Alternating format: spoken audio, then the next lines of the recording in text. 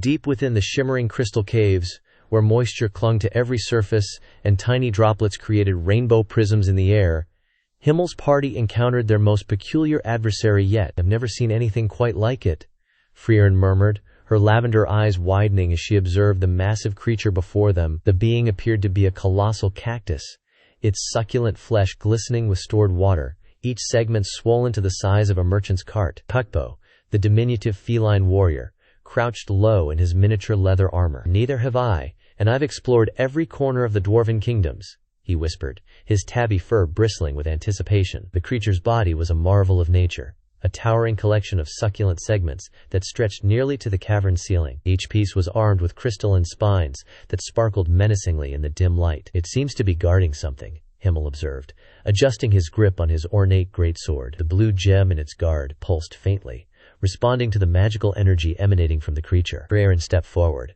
her avant-garde white robes flowing with an otherworldly grace. "These succulent beings are known as aqua sentinels," she explained, her staff's red crystal glowing brighter as she approached. "They store vast quantities of water within their flesh, which they can release with devastating force."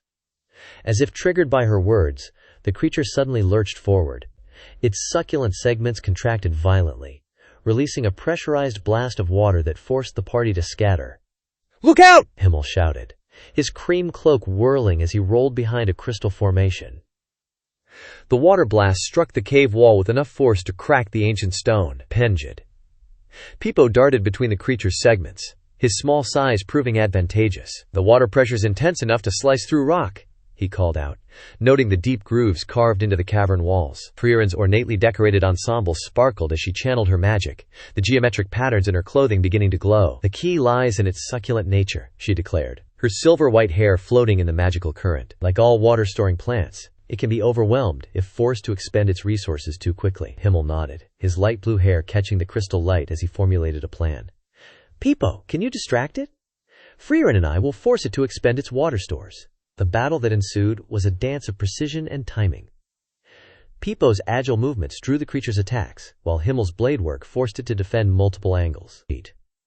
Each time it released a water blast, Frieren's magic redirected the flow back at the creature, forcing it to absorb and process more water than its succulent flesh could handle. "It's working," Pipo exclaimed as the creature's segments began to show signs of strain, their once turgid surfaces beginning to wrinkle and sag.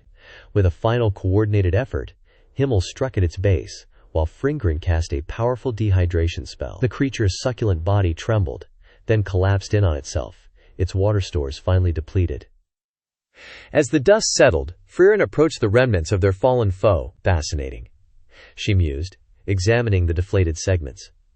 "Even in defeat, these succulent beings maintain their basic structure. They'll likely regenerate once they find a new water source." "Then we should press on," Himmel suggested, sheathing his sword with a practiced motion. Period. Whatever it was guarding must be valuable indeed. Peripo was already investigating the area behind where the creature had stood. Period. "Speaking of valuable," he called out, his whiskers twitching with excitement, "you might want to see this, that." The party gathered around their feline companion, their recent victory forgotten, as they beheld what the Aqua Sentinel had been protecting. But that's a story for another time.